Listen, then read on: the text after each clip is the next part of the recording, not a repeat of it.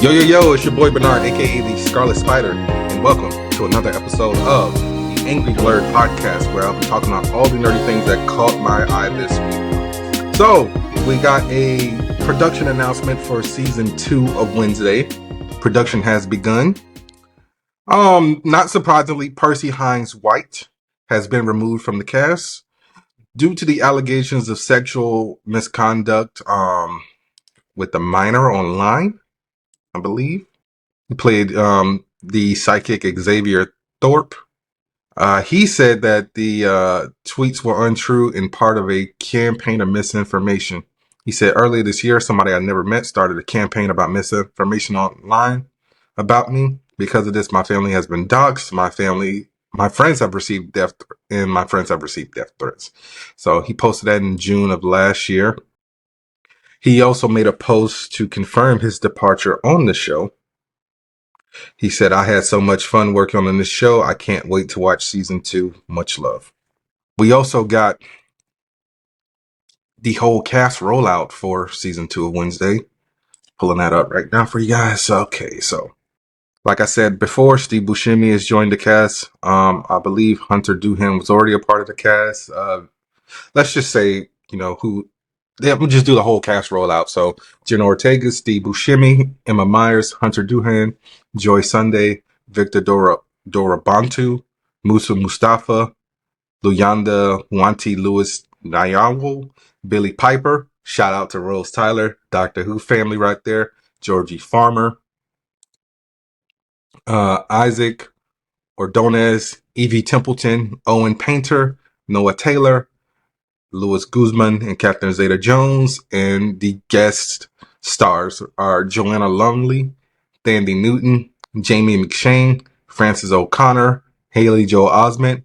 Will he see dead people? I don't know. Heather Matarazzo, Juna Satumo, Fred Armisen, and Christopher Lloyd. So yeah, Doc Brown's in this bitch. No word on when Wednesday will be returning. Hopefully it's the end of this year, beginning of next year. But yeah, so we're down one student, unless one of those people has been recast as Xavier Thorpe, which is a possibility because, he got fired. He didn't die. All right. A little bit of video game news. EA, Electronic Arts. Everybody knows the whole slogan with EA Sports. EA Sports. All right. Game. So, Andrew Wilson, who is the CEO of EA overall, admitted as much of the company's on the company's fourth quarter's earning call. He said when an analyst asked about the market opportunity for more dynamic ad insertion across more traditional AAA games, he said that the company's already working on it. We have teams internally in the company right now looking at how to do what? We have teams internally in the company right now looking at how to do very thoughtful implementations inside our game experiences. Huh? What did he say? I guess that was supposed to be looking at how to do thoughtful I don't know. So he said opportunity is beyond the bounds of games. As we start to build community and harness the power of community beyond the bounds of our games, how do we think about advertisement as a growth driver in those experiences? Move this man! So, you do not need ads in fucking video games. And you know the main reason how they're going to try to pull that off is by making all games need an internet connection. So, you want to play Madden? Got to be connected to the internet. That was one of the things that everyone hated about Suicide Squad Kill the Justice League, because it is a live service game and requires a internet connection at all times. So it's just like, come on, man. No one wants to be playing a game and at the bottom of the screen it just shows like the ad for the next EA game. It's like, I don't even know what games EA does. Do they do like Madden stuff? Besides like Star Wars Jedi Fallen Order? Because I think they do the Madden games. Let's go to their website. Okay, so Apex Legends. So yeah, they do all the sports games: UFC 5, NHL, FC 24, Madden, all of the Sims. So yeah, it's just like no one wants an ad for like the Sims 4 in a fucking game. All right. It's fucking stupid. I don't want to be playing Battlefield because I don't play sports games, and then I get an ad for Madden 26 is coming out. I don't give a fuck about Madden. Okay? Stop trying to fucking put ads in every goddamn thing. So I'm just a man who gets annoyed very easily. If you guys can't tell, sometimes I'm very chill with it. But then sometimes shit like this just pisses me off. It's like, oh, we're not getting enough ad traction, motherfucker. You flood goddamn social media with ads all the time. So it's just like that's what fucking put more ads on TV. Damn, that's all I can say. All right, let's get into some MCU news. So I guess to try to appease people into getting the Apple Vision Pro, Marvel Studios and Lucasfilm subsidiary ILM Immersive are teaming up to release a what if immersive story that's coming exclusively to the Apple Vision Pro. So they posted a press release that said, what if the animated series, as well as the comic book, has always been about looking over the horizon into realities that have yet to be conceived. What if executive producer Brad Windham said in a press release, what if an immersive story takes place one step further and actually allows you to visit these strange new worlds, not as a watcher, but as an actual participant? The creative work on this project is nothing less than stellar, and we could not be more excited for the fans to interact firsthand with some of their favorite Marvel heroes. Sounds good, but once again, everyone doesn't have a goddamn Apple Vision Pro. And I'm looking at like some of the screenshots. You got like, I don't know if that's Hella or what, but there's Wong in there, and like the Watcher and Wong are like sitting in the living room. Well, they're not sitting, but they're in the living room, like through the lens of the Vision Pro. And I'm like, sounds good, but I'm still not buying a Vision Pro. Like, how much is a fucking Vision Pro again? $3,500. Or if you have an Apple credit card like I do, $291.58 a month for 12 months. I'm good. Like I said, VR was a fad. I kind of regret buying the PlayStation VR. I don't use it anymore since by accident, and I bought the Creed game to get some cardio in. And when I was playing it, that shit whooped my ass literally.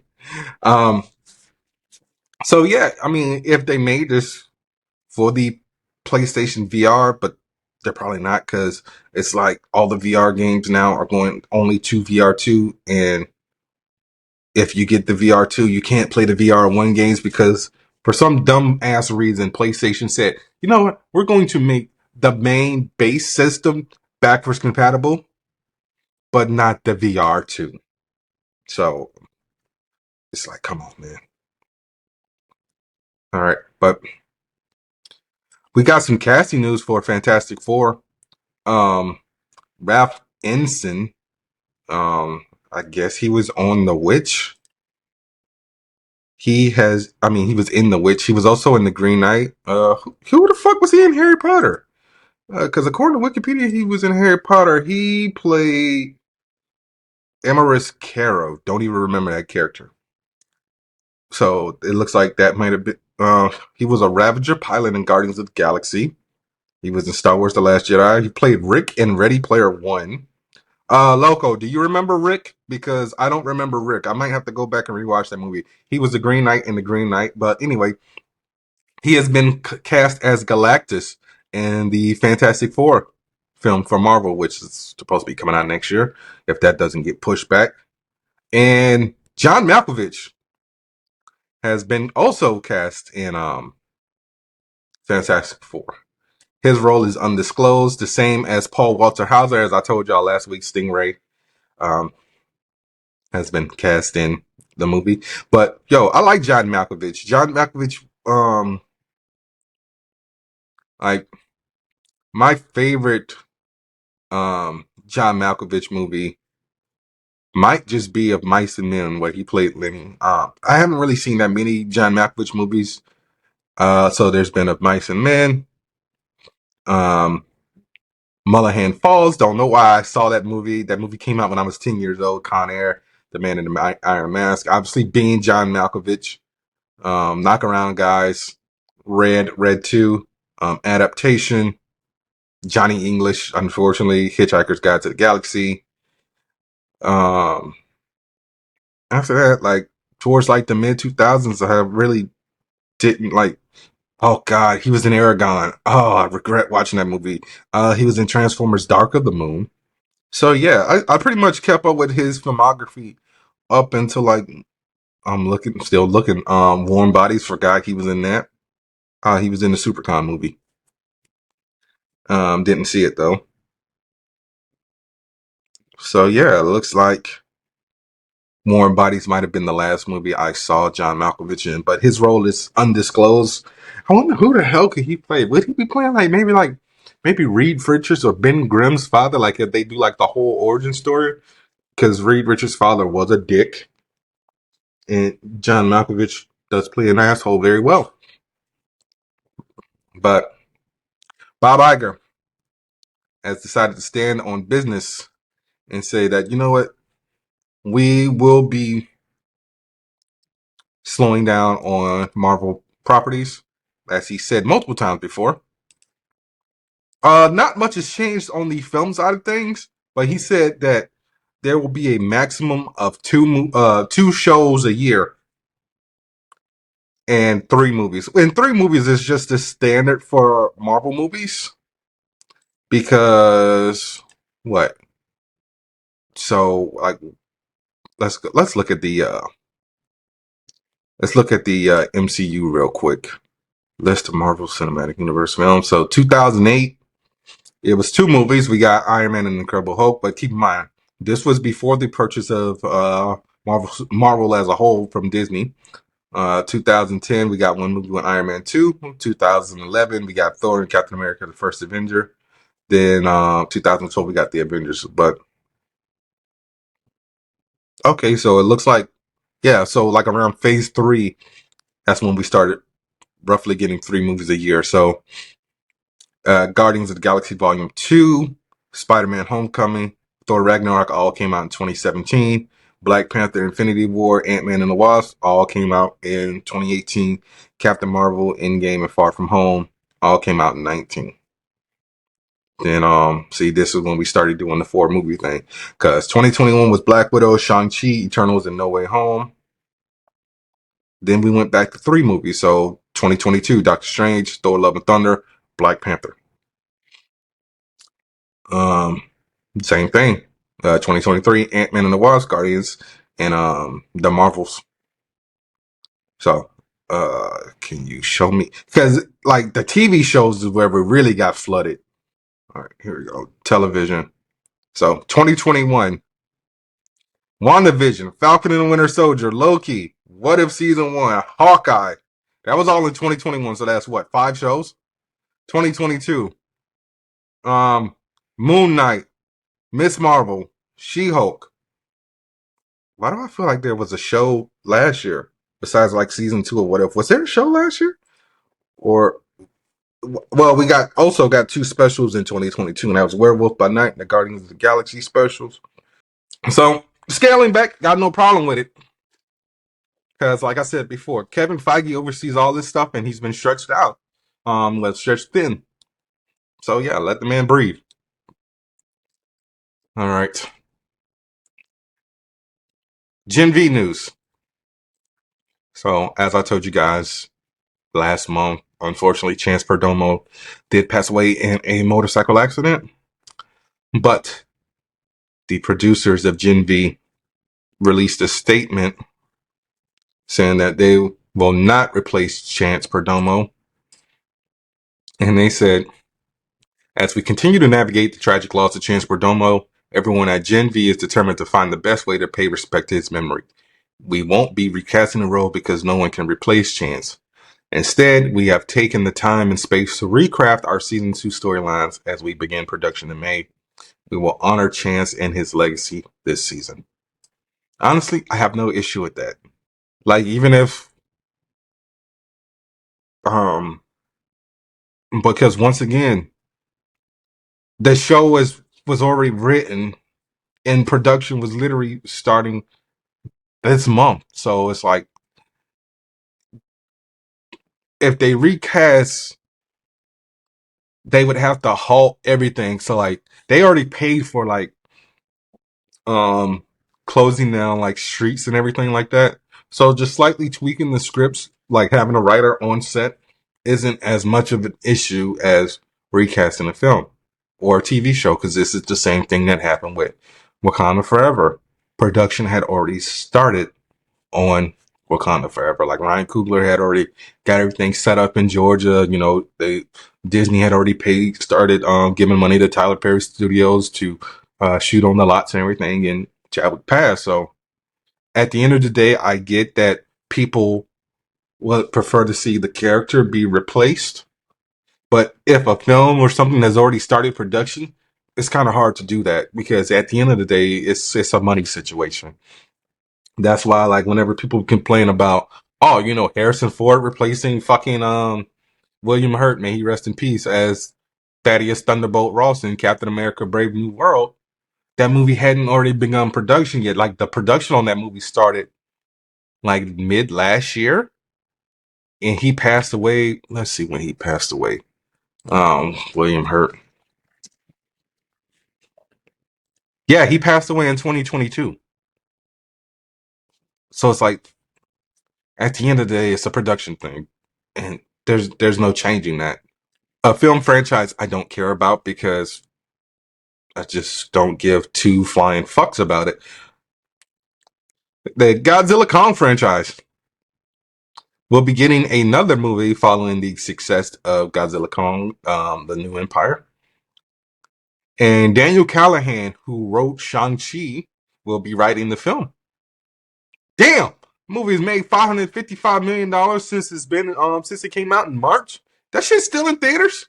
This shit is still in theaters. And it's showing, and it has more than one showtime at the movie theater I go to. Bro, it's made. Pull that shit. But yeah, so Dave Callahan will be writing the film for Legendary and Warner Brothers. So the projects he's worked on, he wrote Doom. Well, he came up with the story. Well, he co-wrote Doom in 2005. The Rock. He co-wrote the first Expendables with Sylvester Stallone, which is the worst one outside of, well, 2 is really the only good one, because 3, they decided to go PG-13. I haven't watched 4 yet. But he wrote Expendables 2. He wrote 2014's Godzilla. He had a rewrite on Ant-Man. Co-wrote Zombieland Double Tap. Co-wrote Wonder Woman 1984. See, this is where you start to lose me. Co-wrote Mortal Kombat. He did write America the Motion Picture. Y'all should check that out on Netflix if you haven't. Very funny movie, like I said. Shang-Chi in the Legend of the Ten Rings. Co-wrote Spider-Man Across the Spider-Verse. He's also working on a live-action Disney Hercules movie and a Masters of the Universe film that's supposed to be coming out in 2026. And was also a creator slash writer slash executive producer on Jean-Claude Van Johnson. If y'all haven't seen that, check that out. It's on Prime. It's only one season, where it's basically like Jean-Claude Van Damme basically playing like a more or less fictionalized version of himself. But yeah, man, Godzilla vs. Kong, man. Y'all love monster movies, but you say ain't shit in goddamn theaters, bro. Abigail came out like 20 something days ago in theaters, is now available to rent at home. Fucking Boy Kills World came out about 2.5 weeks ago. I don't even think that movie has even hit like the double digits of the millions. But nah, people always want to bitch. Oh, but nothing's out, nothing's out, nothing out. $2.9 million still, and I reviewed that movie last week, and that's where it's sat at. So, movie ain't making no goddamn money. What the fuck did I watch this week? Oh yeah, The Fall Guy. but we'll talk about that when I get into my review. Star Trek 4. I really thought, we weren't going to be doing any more of these movies. I have no problem with them. I love all three of them. They're all on the shelf. Um, has gotten a new screenwriter, and Chris Pine was taken surprise about it because he was doing a interview for his movie that's out now called Pool Man, and somebody told him about it. He was like, "Yo, what the fuck?" I thought there was already a script. So Steve Yockey, who created the flight attendant on Max starring Kaylee Cuoco, will be taking over writing duties for this movie. He worked on Awkward, which was a show I watched on MTV, which more or less it was good, but my issue with that was it got canceled without officially getting canceled. It's one of the reasons why I hate MTV. He worked on the Scream TV series that was on MTV, Supernatural. Wrote on Doom Patrol, and he is the co-showrunner of Dead Boy Detectives on Netflix. So yeah, he told Chris Pine was talking to Business Insider when he was asked about Star Trek 4. He said there was something in the news about a new writer coming on board. I thought there was already a script, but I guess I was wrong, or they decided to pivot. And he said, as always with the Star Trek franchise, he'll just wait and see. So Matt Shankman is supposed to be directing this movie, and Matt Shankman worked on Max Shankman was supposed to be directing this, but he worked on WandaVision, but he left the project to go direct the Fantastic Four. So I don't know who's gonna be fucking directing it. But yo, whenever it comes out, let it come out, because Chris Pine getting up there in age. How old is he? Isn't he like almost 50? All right. All right. Yeah, Chris Pine. Oh, he's 43. How about Zachary Quinto? I really wish Zachary Quinto's career, you know, went a whole lot better than it did after Heroes. He's 46. Like he's done movies here and there, but it's not really like a lot of stuff. Like he did a voice on Superman Man of Tomorrow. We know him from doing the voice of Robot on Invincible. He reprised his role for Lex Luthor and Justice League Crisis on Infinite Earths. Like honestly, I'm looking at his filmography right now. Like outside of like the animated DC stuff and the Star Trek stuff. Oh, and Snowden. I ain't seen nothing he was in. Uh, I don't think anybody saw Hotel Artemis. Yeah, nobody saw that movie. That's like the biggest thing on his filmography. And that and The Boys in the Band, which I think was a Netflix movie. Um, other than that, like he's just really just been doing TV, like American Horror Story, Delicate, American Horror Story, NYC. Um, he provided a voice on The Proud Family, Louder and Prouder. But yeah, the sooner we get to start this fourth Star Trek movie, the better. All right. So, speaking of people getting up there in age, Frank Grillo, who we may know from the MCU for playing Crossbones, Brock Rumlow, and Captain America, The Winter Soldier, Avengers. I'm sorry, not Avengers. It's basically an Avengers movie, Captain America Civil War. Minority Report. He was a pre-crime cop. What was the one movie he was in? He was in Gray. That's not the movie I was thinking about. Yeah, Warrior. He was also in The Purge. Really wasn't rocking with those franchises. The Hitman Wife's Bodyguard played Bobby O'Neill. Cop Shop. He has joined the cast of Peacemaker. So, as I talked about like a year and a half ago, he is providing the animated work, voice work for Creature Commandos and James Gunn's first chapter of the DCU Gods and Monsters. So he will be reprising the role of Rick Flag Sr. He basically said, yo, Rick Flag got some business to take care of with Peacemaker. Because if you watch the Suicide Squad, John Cena killed his son.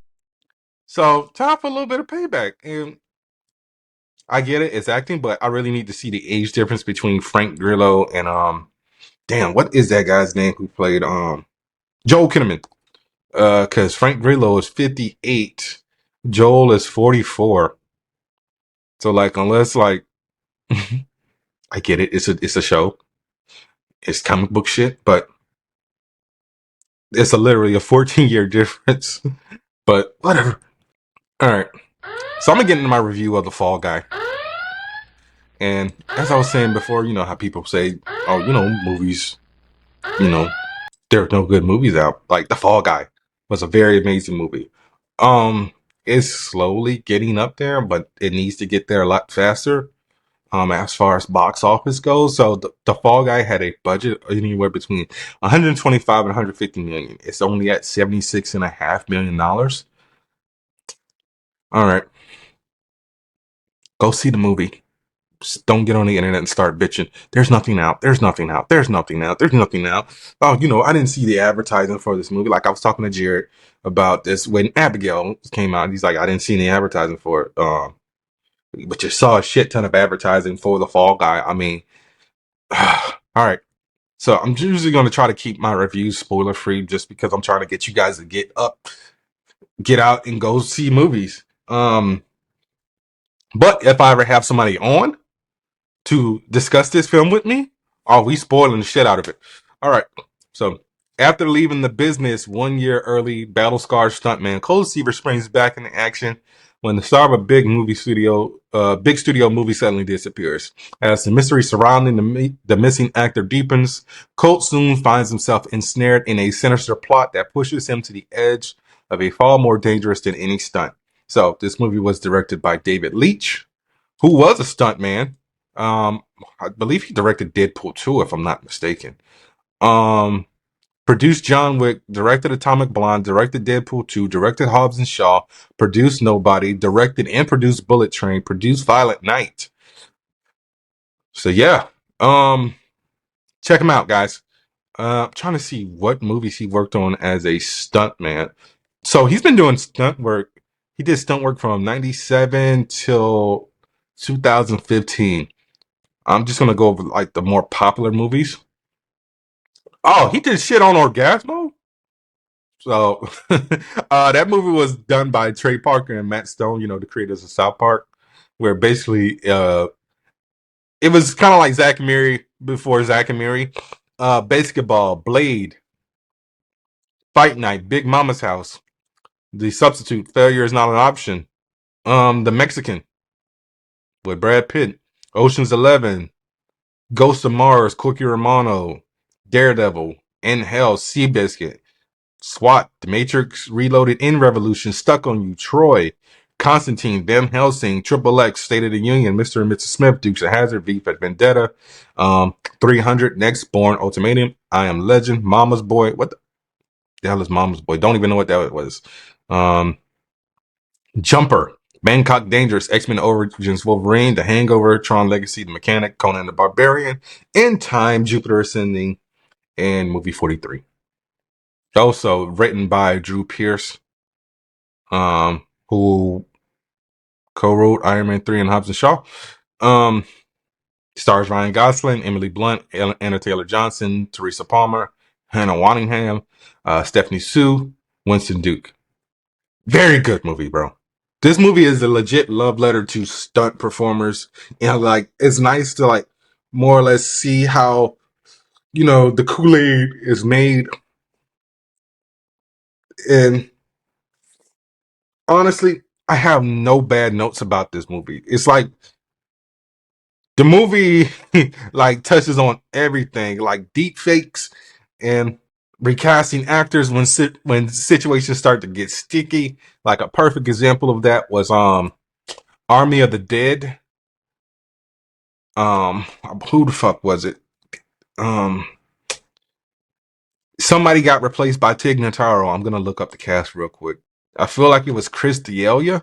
Yeah. Yeah. So basically, instead of reshooting the scenes, they hired Tig Notaro to replace Chris D'Elia because this was like when all of his child molestation accusations came out. And so they just basically CGI'd her, and like they showed her like the footage that he shot and mimicked his stuff more or less. So she never actually got to meet the cast. I think they did like a red carpet premiere, so that's when she got to meet everybody. But very good movie. I have no notes about it. There is a cameo regarding, replacing actors who, get caught up in situations. And that's all I'm going to say about that. But yeah, dude, 10 stars for me. I do plan on rewatching this movie again very soon. I got to probably hit up Loco, see if he wants to see it before I head to South Carolina in a few weeks. But very good movie. Like the chemistry between Ryan Gosling and Emily Blunt. Yo, John Krasinski, watch it. Keep an eye out on your girl. Eva Mendes, keep an eye out on your man. I'm just playing. Their marriages are solid. Well, I know Eva and Ryan is very solid. But I ain't really got no notes. But I'm gonna take a quick break before I get into my next review, which is the penultimate episode of X-Men 97, which is Tolerance, Extinction Part 2. So listen to this ad for Dubby, and I'll be right back with y'all, all right? This episode is brought to you by Dubby. Dubby gives you focus and energy without the crash or jitters. It has no sugar, fillers, or artificial dyes. Mix one packet into 8 or 12 ounces of water and stir or shake well. Some powderiness is normal. It's all the important vitamins. Drink and go conquer a task. Use promo code AngryBlerd10 at checkout to save 10% on your order at dubby.gg. All right. Remember, go to dubby.gg, use the promo code AngryBlerd10 at checkout. Breakdown for X-Men 97. Tolerance is Extinction, Part 2. This episode is directed by Emmett Yanamara and written by Anthony Seedy. All right, so Charles Xavier is back because he prayed he wasn't too late. Motherfucker, your mansion's on fire. You sleep in a burning mansion. Your little hover around chair. Ain't no power because Magneto calls an EMP. So now you got to go with the old, Willie push chair. And he's going around on his apology tour, trying to tell Scott, I wanted you and Jean to have a normal life. I didn't want to leave this burden to you, but yet here we go again. We back where we fucking started. You should have just gave him the choice. All right.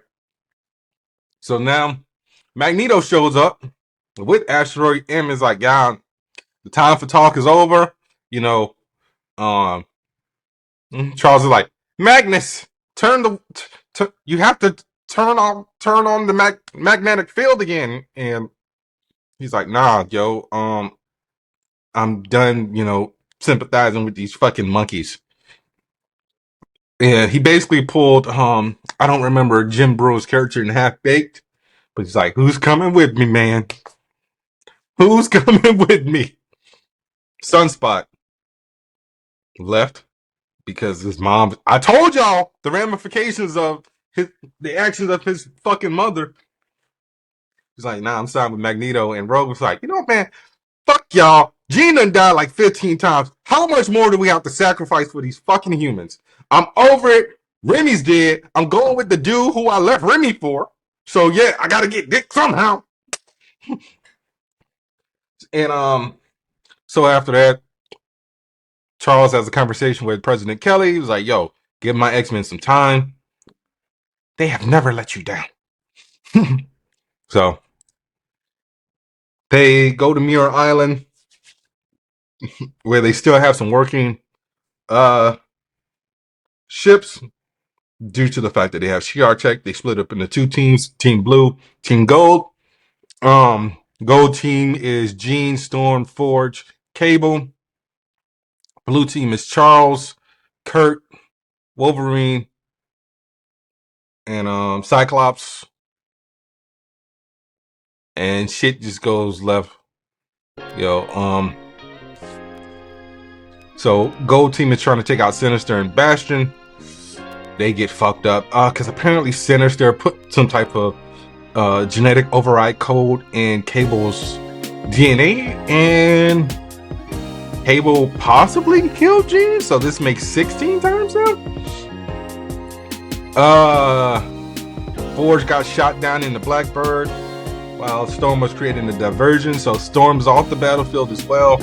Cyclops basically did the thing he always did in the 90s show, was just fucked up everything. And so yeah, Wolverine went for the kill for Magneto because Charles took over his head and was going to reverse the magnetic field and, you know, basically turn the power back on the world. And Cyclops, being Cyclops, Gold Team needs more time, which basically fucked up everything. You should have just, it's like, yo, we ain't got no time, my dude. Oh, and Magneto ripped the adamantium out of Wolverine. So yeah, guys, that was the breakdown. And I'm like, oh my god, they did it. Like, they legit pulled that panel from the comics. Like, the way Wolverine was positioned and everything, bro. It's just like chef's kiss. And I know I got on Samir about that scene. So I was just like, man, season 2 is more than likely going to be like as fire as this season, hopefully. But man, it was amazing. Also, we got our first look at David Corenswets in his Superman suit. A lot of people are complaining it's Collargate all over again. So for those of you who don't know who Collargate is, know what Collargate is, not who is, because it's not a person. So Collargate was a thing that happened in 2011 when DC decided to reboot their entire universe with the New 52. And one of the main things was characters were younger. They also got costume redesigns, and almost everybody had like a high collar, on a high neck collar. So Superman, I don't think Batman had one, Green Lantern, so on and so forth. And everyone's like, ooh, you kind of going with the New 52 suit, which was kind of like a rip off of Man of Steel. Well, Man of Steel kind of ripped it off, but this is like a blend of like the New 52 suit in the traditional suit, because he does have the the red trunks. But everybody's like, no one wants a fucking collar. I ain't got no problem with the collar. I wasn't a part of Collargate, but people are just gonna find always something. People are always gonna complain about something. Yeah, guys, I think that's it. That was another episode of the Angry Blerd podcast.